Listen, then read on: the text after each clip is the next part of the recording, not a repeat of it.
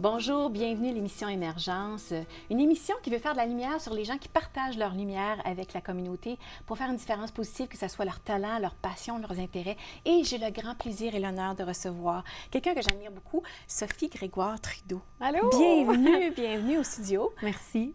Alors, Sophie Grégoire Trudeau, qui c'est ça, fondamentalement? Faudrait que tu me demandes c'est qui Sophie. C'est qui Sophie, oui? Sans rôle, sans titre, sans responsabilité, là. Tu sais, au fin fond de toi, là, c'est qui Sophie? Je pense que c'est une question que je me pose depuis que je suis toute petite. Je suis enfant unique. J'ai été élevée dans la nature de 0 à 5 ans, très solitaire, entourée d'adultes beaucoup. Puis je pense que c'est une question que je me pose vraiment depuis ma tendre enfance et à laquelle je me dévoue dans ma vie. Puis, tu sais, évidemment, de par le parcours politique, Oui. le fait de... Moi, j'étais conférencière, puis je travaillais en télévision avant de rencontrer mon mari, Justin. Donc, il fallait que je puisse toujours me poser la question, sans ta voix et sans les gens qui t'écoutent, tu sais, ou sans ce titre-ci ou ce titre-là, c'est qui toi? Et je pense que de se poser la question soi-même, c'est de se rendre service à soi-même, mais aussi aux autres.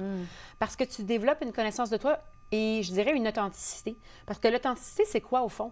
C'est juste se connaître. Puis d'être intègre à qui on est, oui. Exactement. Oui. Exactement. Mais tu sais, on évolue avec le temps. On change. Moi, quand les gens disent « change pas », je comprends au niveau des valeurs et tout, mais moi, je veux changer. Je veux sortir de mes habitudes. Je veux goûter à la vie. Je veux être créative. C'est ce qui me nourrit. Puis pour moi, les gens puis les rencontres, ça me nourrit. Donc, c'est pas... Peu importe dans quelle situation je me retrouve, parce qu'évidemment, là, il y a des voyages internationaux, Ouais. tu sais, je rencontre des gens de tous les styles de vie, toutes les religions, toutes les cultures, mais je croque là-dedans. Pour moi, c'est un cadeau. C'est un cadeau d'humanité. Oui. Et là-dedans, on se ressemble. Je suis rendue à 50 pays, tous les continents, sauf l'Antarctique. Mais t'en as fait plus que moi! C'est vrai? Ah oui.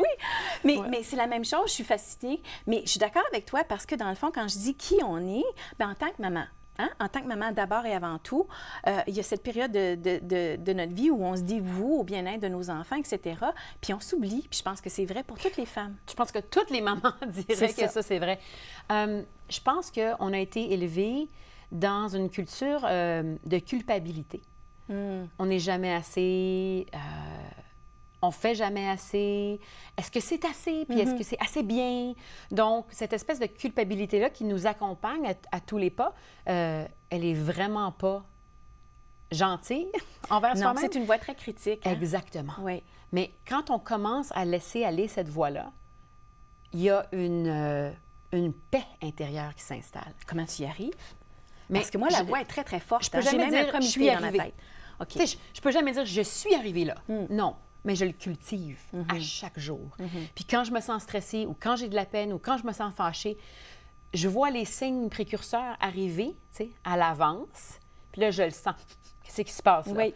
Là, je suis capable de revenir un petit peu au milieu. Hey, c'est assez spécial, ça. D'ailleurs, en tant que coach, c'est ce que j'essaie d'enseigner aux gens avec qui je travaille, qu'on a des drapeaux rouges, il y a des choses qu'on se dit ou des sensations qu'on ressent qui nous disent « OK, tu es à veille de passer au conscient à l'autopilote inconscient qui est souvent pas très commode. » Alors, toi, tu arrives à te rattraper. Pas tout le temps, non. Souvent. OK. Mais je dirais qu'il y a des périodes de vie qui sont plus difficiles que d'autres. Ah, c'est sûr. Oui. Puis, je me rends compte que chaque moment de crise dans une vie, c'est une opportunité de transformation profonde. Puis des fois, c'est vraiment plate parce que ça se présente dans l'emballage le plus laid du monde. Mais à l'intérieur, il y a une opportunité de transformation. Il y a quelque chose qui brille. C'est Je juste suis que tu tout à l'as fait pas d'accord. encore vu. Tu sais, sous la pression, les diamants se créent, là. Oui, Mais oui. c'est ça. Oui. Tu sais.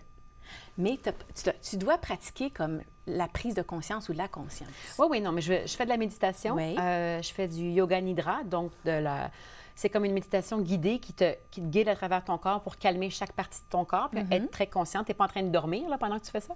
Tu es couché sur le dos, mais c'est très calmant. Puis il y en a qui disent que ça peut équivaloir à comme 1 à 2 heures de sommeil. Donc, moi, dans la quarantaine, mon sommeil a un peu changé. Avec tout ce qu'on vit et tout ça, Ouais, l'anxiété. j'imagine. Oui, mon sommeil a été affecté. Fait que ça, je trouvais ça moins drôle parce que j'ai toujours été une femme qui a bien dormi. Donc, je pense que toutes les mamans aussi savent que, tu sais, quand on a les petits et tout ça, nos nuits sont plus jamais pareilles.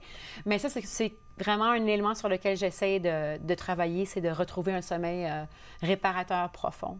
Donc, c'est prendre soin de soi, hein, dans le fond.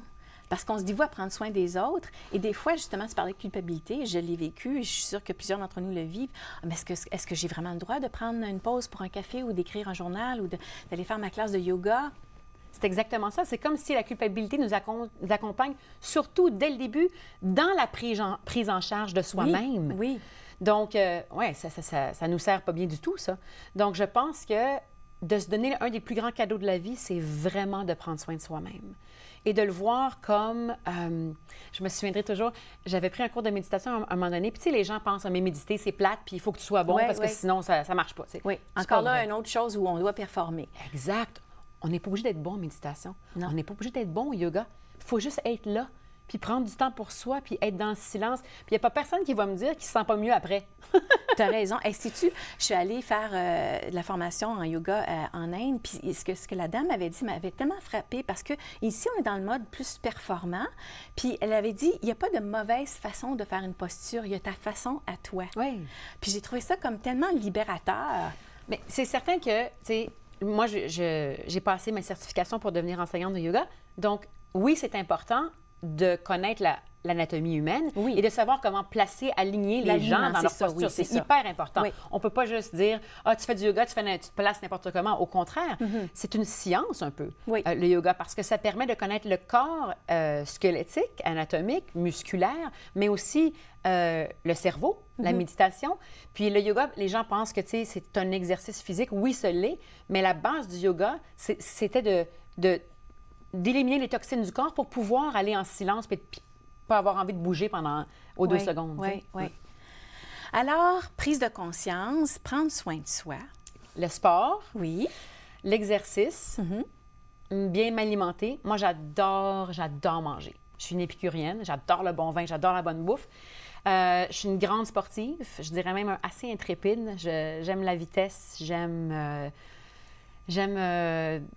je dirais des choses un peu que les gens diraient, bien, voyons donc, c'est un peu dangereux, mais moi, ça vient me chercher. Puis, oui, avide de sensations, de plaisir, oui, etc. J'ai déjà sauté en bas d'un avion 14 000 pieds. Aïe, aïe! Oui, mais en tandem. Okay. C'est pas quelque chose que je ferais tous les jours. C'est pas ce genre de sensation-là que je recherche, mais toujours de dépasser un peu ma limite. De se dépasser. Oui, c'est ça. Des fois, ça me tente pas, puis je le fais pas, puis je me dis, c'est bien correct. Oui. Puis je me sens beaucoup moins coupable qu'avant par rapport à ça, mais je prends plaisir, moi, à faire du sport. Je prends plaisir à oxygéner mon cerveau. Je me sens mieux après, que ce soit en raquette, en ski de fond, à la nage, en patin à roulette ou peu importe, patin à roue aligné.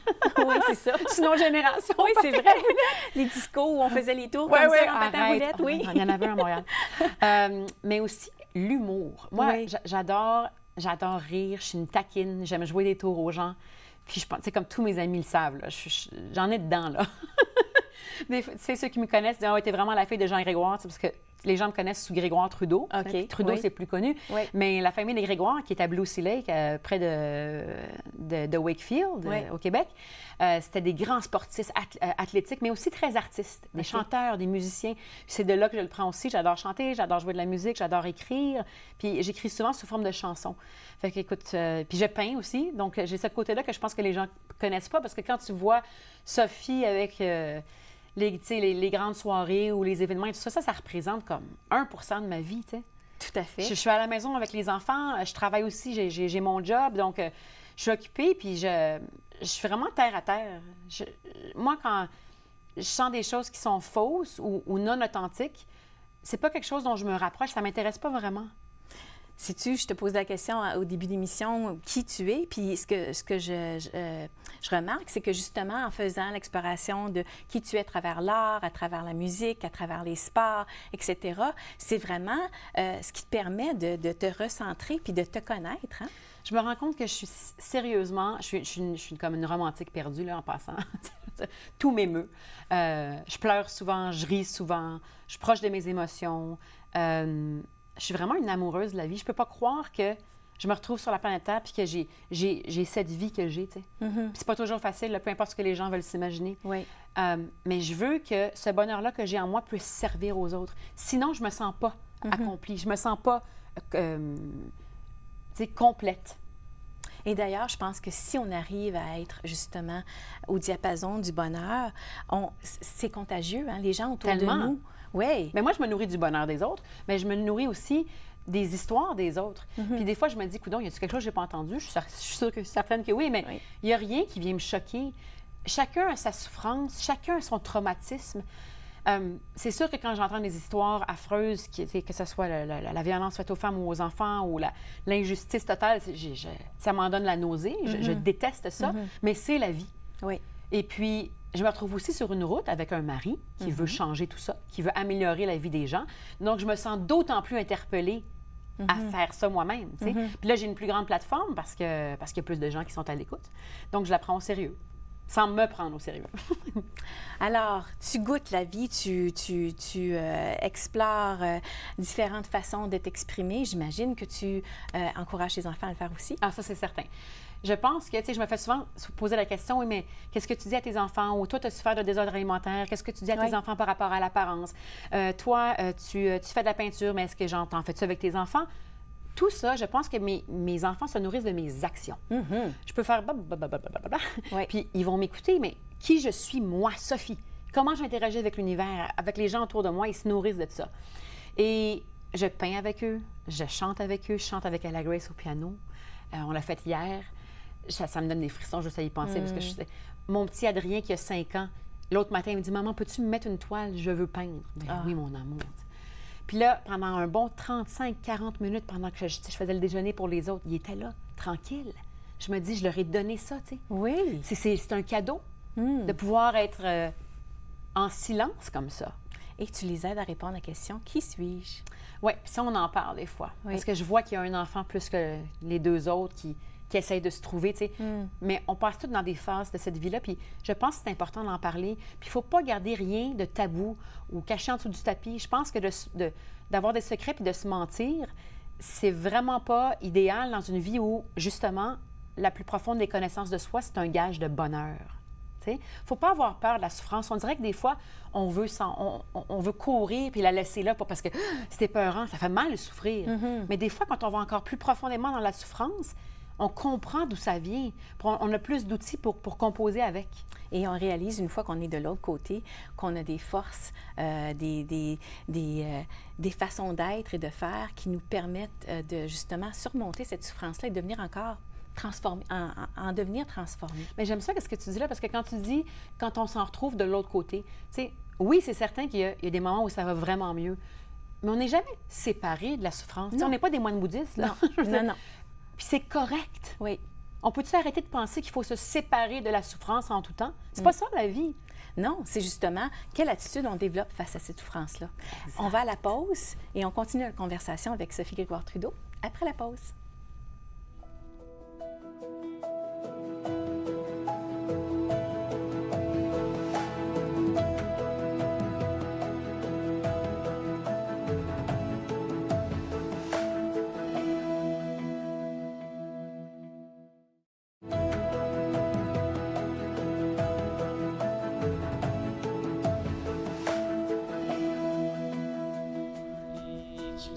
On est de retour avec l'inspirante et l'authentique Sophie Grégoire-Trudeau.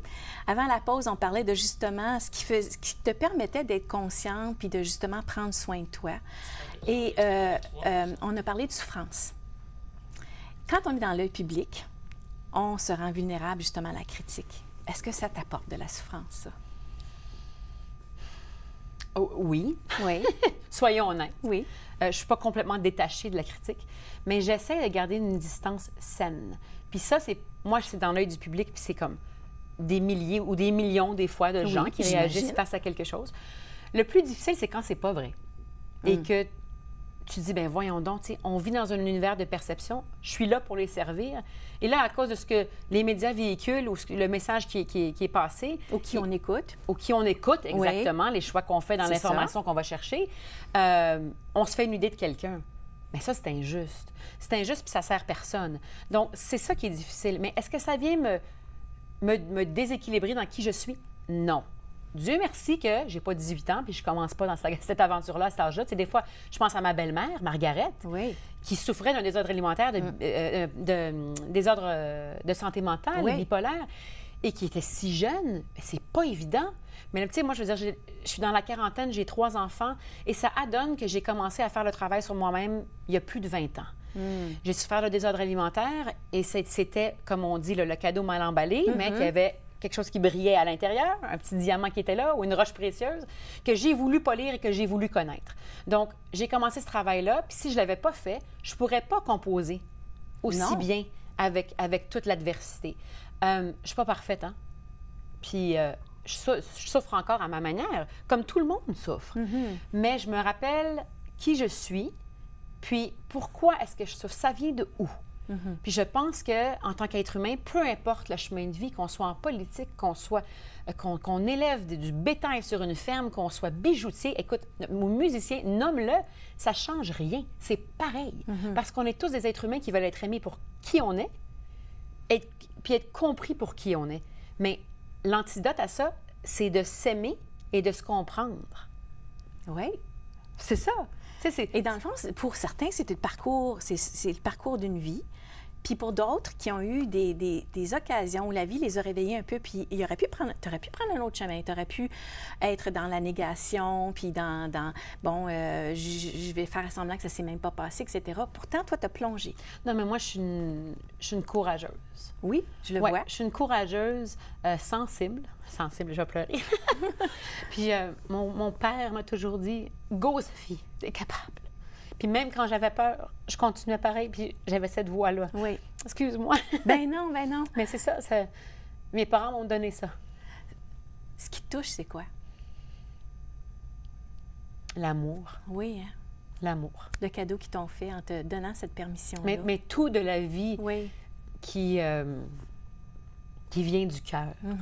Je pense qu'on aurait davantage comme planète, tout en regardant les faits et la science, à aussi venir chercher l'élan du cœur pour être plus conscient. D'ailleurs, c'est ce qui manque. C'est ce qui manque, moi, je pense que je partage ton opinion. Oui. C'est ce qui manque, c'est que justement, on a privilégié la tête et le savoir, etc., pendant tellement longtemps qu'on a oublié que le cœur avait une sagesse. Mais il ne faut pas les détacher. Il faut qu'il faut bâtir un pont. C'est ça, c'est comme quand on parle d'égalité. Oui, évidemment que je crois à un monde plus égal où les femmes, où leurs droits fondamentaux sont respectés. Puis c'est pas ça le cas sur la planète, vraiment pas. Là. On est chanceux ici, puis on a encore du travail à faire. Mais pour que ça se passe, il faut qu'on inclue les hommes dans l'équation et les garçons, parce qu'eux aussi souffrent. Mais c'est la même chose au niveau de l'individu. C'est corps, âme, esprit, c'est tout ça. Mais on dirait que Une entité, c'est ça. Puis on dirait que quand c'est pas prouvé, des fois, on se dit, ben là, c'est pas vrai, donc pourquoi je travaillerais là-dessus, tu sais? Je pense que d'aller explorer sans trop savoir le résultat qu'on va trouver, c'est super important. Parce que c'est ça, l'aventure. Oui. Que ce soit l'aventure de gravir une montagne, un nouveau travail, être maman, avoir des enfants, avoir un nouveau copain, une nouvelle école, peu importe c'est quoi. C'est le processus de l'aventure qui compte. C'est pas où tu te rends. Puis je crois ça fondamentalement. Oui. Vraiment. On attribue trop d'importance au titre. Et d'ailleurs, si on a cet esprit-là, tu sais, d'explorateur un peu, je ne sais pas où je m'en vais, mais je vais suivre mes intuitions, je vais suivre où la vie m'amène et ça va être une belle découverte. On serait tellement plus heureux, hein? Tu me fais penser à... Mais c'était une citation en anglais que je peux juste traduire, mais c'est « As if we had a choice anyway ». Comme si, au fond, on avait le choix. T'sais. Ou bien John Lennon qui dit « Life is what happens as you're making plans ». Exactement. Parce qu'il ne faut pas rester dans l'inaction puis penser, bon, ben, je vais attendre, là, puis on va voir ce qui va se passer. C'est ça. Non. Mais une fois que tu es engagé dans l'action avec une bonne intention, le reste, là, il y a quelque chose qui se passe. Puis je pense que si les gens sont à l'écoute, je pense que à leur manière, je pense qu'on comprend ça. Parce que une fois que tu t'engages dans quelque chose, que ce soit du volontariat ou un nouveau travail ou une nouvelle amitié, puis que tu as une bonne intention, le reste, c'est comme si ça t'appartient, mais ça ne t'appartient pas. Tu as tout à fait raison. D'ailleurs, je donne des cours de communication dans les lieux de travail. Et c'est le message que je fais. J'ai dit, il y a une distinction entre l'intention et l'impact. Oui. Si toi, tu as reçu un commentaire de façon, comment je pourrais dire ça, personnelle, ou tu as été blessé, etc., demande-toi, est-ce que c'était l'intention de l'autre personne? Habituellement, ce n'est pas l'intention de l'autre personne. La plupart des gens sont gentils. C'est ça qui te permet de ressortir de cette souffrance-là puis de dire, OK, j'ai reçu le message de telle façon, ça parle de mes blessures, ça parle de mon état d'âme, plus que ça parle de l'autre personne. Est-ce que je suis capable de laisser aller? Bien, tout à fait, parce que je pense qu'on prend peut-être trop les choses personnel. Oui. Tu sais. Oui. Lâche ça. Parce que la personne qui vient de te faire du mal, elle a un traumatisme. Il y a quelque chose qui ne va pas. Tu sais. Fait que pour une seconde, si tu as assez de compassion puis d'amour propre, laisse-toi aller puis vois pourquoi cette personne-là aurait peut-être agi comme ça. Ça ne veut pas dire que c'est correct. Non. Ça ne veut pas dire qu'il faut tolérer l'abus, loin de là. Mais de se donner la chance de juste dire, OK, pause. Puis là, je vais utiliser le mot pause parce que c'est super important. OK. De pouvoir peser sur pause dans la vie, une fois de temps en temps. Des fois, c'est 30 secondes dans une journée. Des fois, c'est 1 heure. Des fois, c'est une vacance. Des fois, c'est une journée. Des fois, c'est une matinée. Peu importe. Pause. On se calme. On va prendre une petite distance. Ça fait tellement du bien, là. Juste, je le recommande à tout le monde de l'essayer au moins. Et ça fait du bien. Puis aussi, je pense que ça nous permet de regarder en arrière pour mieux regarder en avant. Puis, tu sais, on est tous des modèles pour d'autres, même si on est parents ou pas parents, pour des gens autour de nous. Et quand les gens nous voient faire ça, ça incite les gens à le faire aussi. Tu sais, moi, quand j'ai souffert de désordre alimentaire, à un moment donné, j'ai décidé d'en parler parce que je souffrais trop. Oui. Puis j'avais commencé de la thérapie, puis je me suis dit, écoute, j'entendais tellement parler de jeunes filles autour de moi qui en souffraient. Puis là, ça commençait à parler qu'il y avait des garçons aussi. Puis là, évidemment, avec le temps, puis toutes les causes que j'ai épousées, j'ai compris qu'il y a des milliers de Canadiens et Canadiennes qui en souffrent. Et le désordre alimentaire, les gens pensent, ah ben là, t'es anorexique ou t'es boulimique, c'est ça. Mais non.